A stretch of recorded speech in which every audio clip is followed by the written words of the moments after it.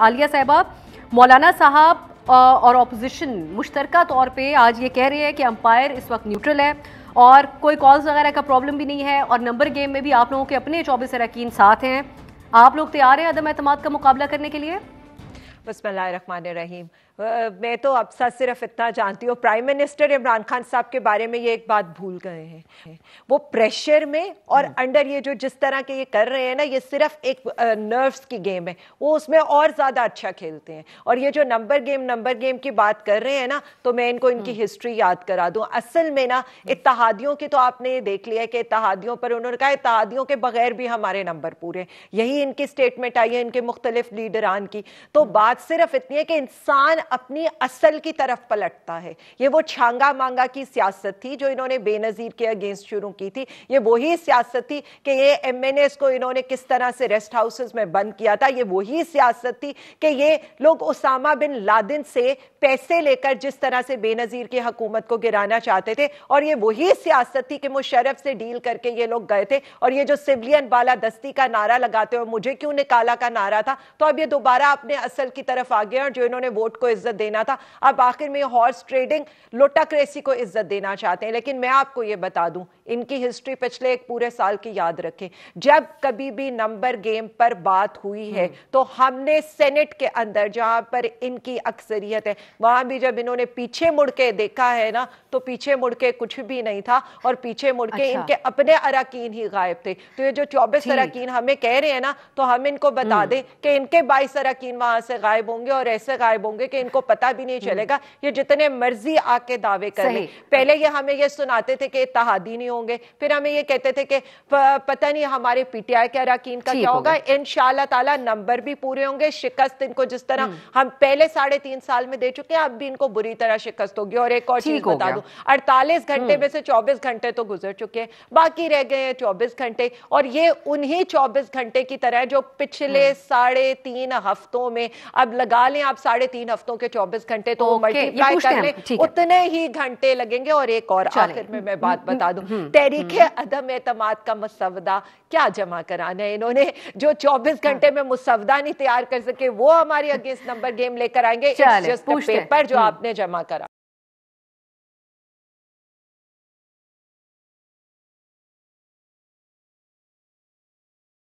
حتمی بات کیوں نہیں کی؟ مولانا صاحب جب بات کریں گے تو وہ تو کافی حد تک اس کو سنجیدہ لیا جاتا ہے کہ وہ بڑی سوچ سمجھ کے بات کرتے ہیں. وہ ایک طرف یہ کہہ رہے ہیں کہ 48 گھنٹے جس میں سے اب 24 گھنٹے رہ گئے ہیں. دوسری طرف بلاول صاحب جو آپ لوگوں کے ساتھ شامل ہیں سب کے اندر، وہ آ کے کہتے ہیں 5 دن کا الٹیمیٹم دیتا ہوں، پرائم منسٹر صاحب استعفیٰ دے دیں. چل کیا رہا ہے اس وقت؟ حتمی بات کیا ہے؟ بسم اللہ الرحمن الرحیم. پہلے تو میرے خیال میں نے کہا تھا کہ مجھے پہلے دے دے، کیونکہ میں مصروف ہوں. میں جتنے سوالات آپ نے کرنی ہے اسی ایک اس میں کر لے، پھر میں آپ سے اجازت لوں گا. ٹھیک ہے دیکھیے، بات یہ ہے کہ جہاں تک آپ کی سوال کا تعلق ہے، مولانا صاحب نے جو 48 گھنٹے کی بات کی، انہوں نے یہ بات کی کہ 48 گھنٹے کے اندر یہ اہم ہے، ہم ریکوزیشن کے لیے تمام اپوزیشن پارٹیاں آن بورڈ ہیں، اور ہم مطالبہ کریں گے ریکوزیشن کے ذریعے کہ اسمبلی اجلاس جلد از جلد کیا جائے. کیونکہ حکومت آپ کو معلوم ہے اتنا غیر سنجیدہ ہے کہ اسمبلی کا اجلاس بلا کر پھر فوراً اس کو ملتوی کیا جاتا ہے، مؤخر کیا جاتا ہے. پھر راتوں رات میڈیا کے خلاف دبانے کے لیے، کنٹرول کرنے کے لیے صدارتی آرڈیننس جو ایوان صدر ایک فیکٹری بن چکی ہے وہ جاری ہو جاتا ہے. تو لہٰذا یہ نہ میڈیا کا سامنا کر سکتا ہے، نہ پارلیمنٹ کا سامنا کر سکتا ہے، کیونکہ یہ جمہوری حکومت ہے نہیں، نہ منتخب حقیقی حکومت ہے، نہ ان کی اکثریت باقاعدہ منتخب اکثریت ہے. لہٰذا مولانا صاحب نے کہا کہ اسمبلی کا اجلاس ریکولیشن کے ذریعے ہم طلب کریں گے، اور حکومت سرکاری پارٹی اجلاس کو بلا کر اس کے بعد اگلا لایا عمل ہوگا. اجلاس تو آ جائے گا، اجلاس تو ہو جائے گا حافظ صاحب، لیکن حکومت بہت واضح طور پہ کہہ رہی ہے کہ اس سے زیادہ لوگ تو ان کے ساتھ ہیں اس وقت.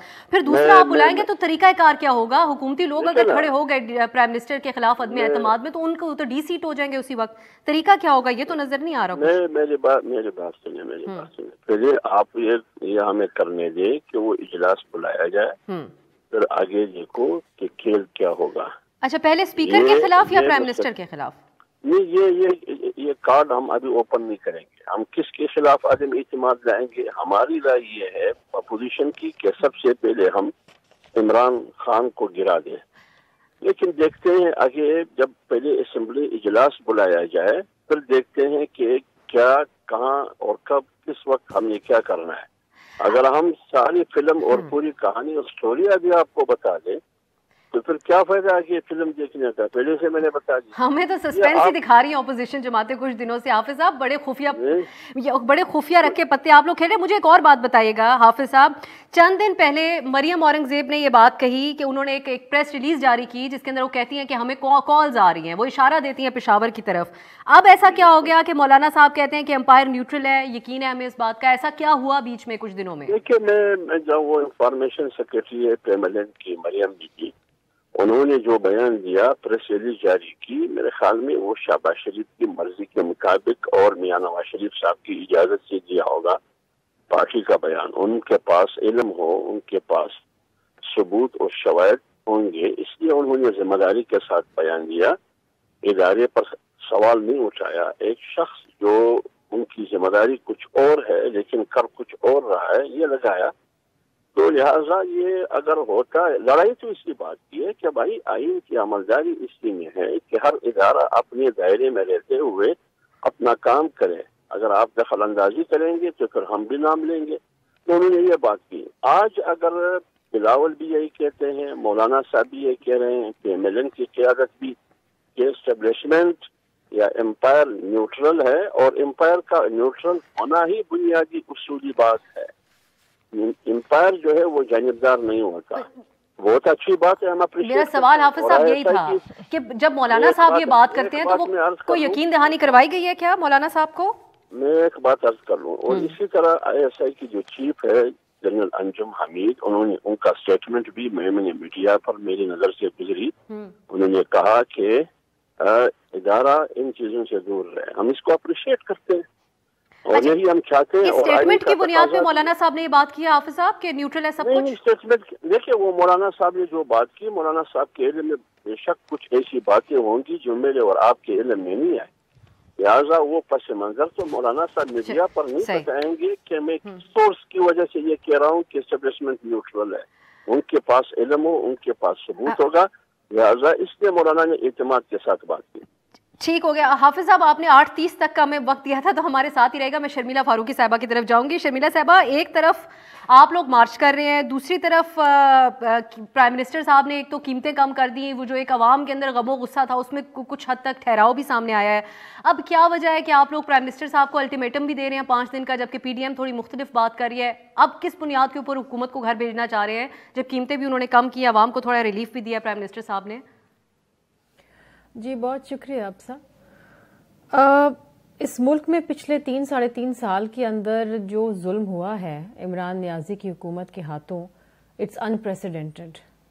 اور یہ صرف میں نہیں کہوں گی کیونکہ میرا تعلق پاکستان پیپلز پارٹی سے ہے اور میں اپوزیشن کی جماعت سے تعلق رکھتی ہوں. آپ ان کے اپنے ووٹرز اور جن لوگوں نے ان کو ووٹ دیا, جن لوگوں نے ان کے وعدے, ان کے ارادے اور ان کے دعووں پہ یقین کیا, وہ تمام کے تمام لوگوں میں نہ صرف مایوسی بلکہ اب غصہ ہے, اب ایک اریٹیشن ہے. اب وہ کہتے ہیں خدا را اس سے چھٹکارا دلاؤ. آپ کو معلوم ہوگا کہ بجلی کی نرخوں میں قیمتیں بڑھا بڑھا کے پھر پیٹرولیم مصنوعات کی قیمتیں بڑھا کے انہوں نے قوم کو اس درجے پہ لے آئے ہیں, اس نہج کے اوپر لے آئے ہیں جہاں لوگ اپنے گھٹنوں پہ آ کے اپنے رونے پہ آ گئے. کسی کا گزر بسر نہیں ہو رہا, کسان مر گیا ہے, ٹریکٹر میں ڈیزل نہیں ڈال پا رہا ہے, یوریا کے پیسے, فرٹیلائزر کے پیسے, ادویات کے پیسے, گیس جو آتی نہیں ہے اس کی نرخوں میں اضافہ, آپ دیکھیں کہ بجلی کی نرخوں میں اضافہ, پیٹرولیم کی نرخوں میں اضافہ. پاکستان کی تاریخ میں اتنی مہنگائی, اتنی بے روزگاری, اتنی غربت کبھی نہیں ہوئی ہے. اب آپ یہ دیکھیے کہ بلاول بھٹو زرداری صاحب سندھ سے اپنی عوامی مارچ لے کے پنجاب میں داخل ہوئے ہیں, اور جس طریقے سے لوگ ان کا والہانہ استقبال کر رہے ہیں اور جس طریقے سے ان کے ساتھ چل رہے ہیں اس قافلے میں, it is one of the longest long marches ever. مطلب 10-10 کلومیٹر تک آپ گاڑیاں دیکھ سکتے ہیں اور اس طریقے سے لوگ اس قافلے کے اندر شمولیت اختیار کر رہے ہیں، ان کے ساتھ چل رہے ہیں، یہ عوام کا غصہ ہے